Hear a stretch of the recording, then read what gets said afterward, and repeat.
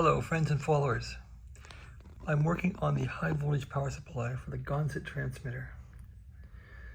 And right there is the character. This is a high voltage power supply here coming off a choke with a black wire.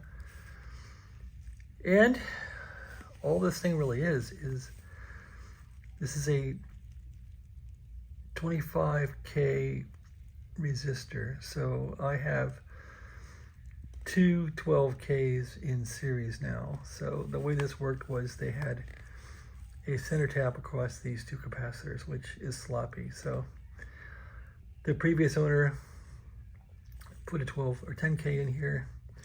I bought two 12Ks, two large 12K 30 watt resistors off of eBay. The previous owner had mounted two resistors. They were dissimilar, and he had one of them disconnected.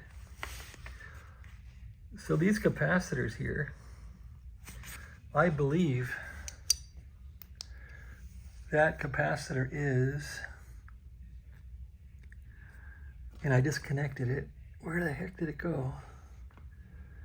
Where are you? This one here.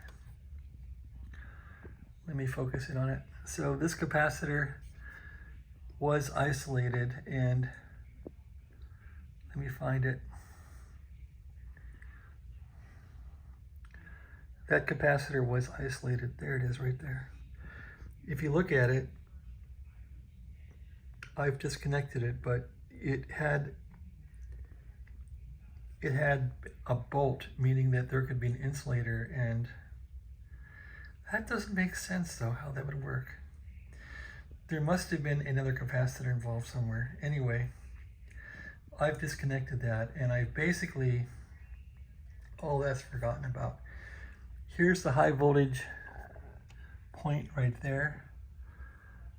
Where's my finger? Right there is where the high voltage comes off the choke and where it goes into the radio and where the capacitors and resistors should terminate. So this basically here should be the end of two resistors. So 12.5 in series with 12.5 terminate there. The other side of 12.5s go to ground. So I've replicated the schematic exactly here on the outside of the radio. So on the upper deck, I have two capacitors now, and I have this this resistor, which is now two of them, and I call that the twin towers. And let me show you to the twin towers. They're there. So anyway, without further drama, here's the two resistors. Those are both 12.5K, and I've put the 40 UF capacitors right on in parallel with them. So that's how I'm going to do it, and I don't care if it's a shock hazard, because they left the B+ here plate as a shock hazard, so it's like, who cares? Just don't put your fingers in here when it's turned on, that's all. So that's all done. The twin towers, capacitor on the outside, and it follows the schematic exactly. So let's see how this works. I'm going to fire it up.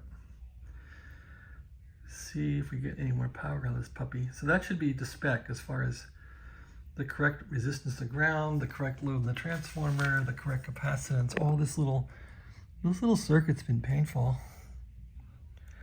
That little circuit there has been a real pain in the you-know-what keister, but there it is. How's that song go? Whoomp, there it is. Whoomp, there it is. So it's all done. This took me a long time. I had to get special hardware from Amazon. I had to spend 20 bucks to get 5-inch hardware to get the resistors in, because I can't find it. I wasn't going to go to the hardware store and screw around with 10 different trips to Home Depot, which wouldn't have it, or some stupid hardware store here in the colony. I just didn't want to deal with all that. I just ordered 20 bucks of stuff on Amazon, and that's it. So you can see where that's a M3 hex bolt going down through. This is the one the guy had in there. I just unbolted his resistor and put in mine. I'm not even sure how his thing works, but it's holding my resistor fine. He had a 10K here, I just put a 12K. He had that disconnected too. So now it's all done right. So the next step is to turn this turkey on and see what it does. Let's see if it has any more power coming out. Okay, let me show you the screws I got for this thing. Little Allen wrench came with the kit. So to get this working, I had to spend 20 bucks on Amazon. I think I got about 20 bucks into the resistors too, but whatever. This is the one he had in there. This thing kept sparking and kind of freaking out. I finally put this thing in parallel with it. And that's the wrong ohms. That's too much, but I stuck that in parallel just to get things working, and it did work a little bit. And then it kept sparking right here, so I don't know. Anyway, here's the M3 kit I got.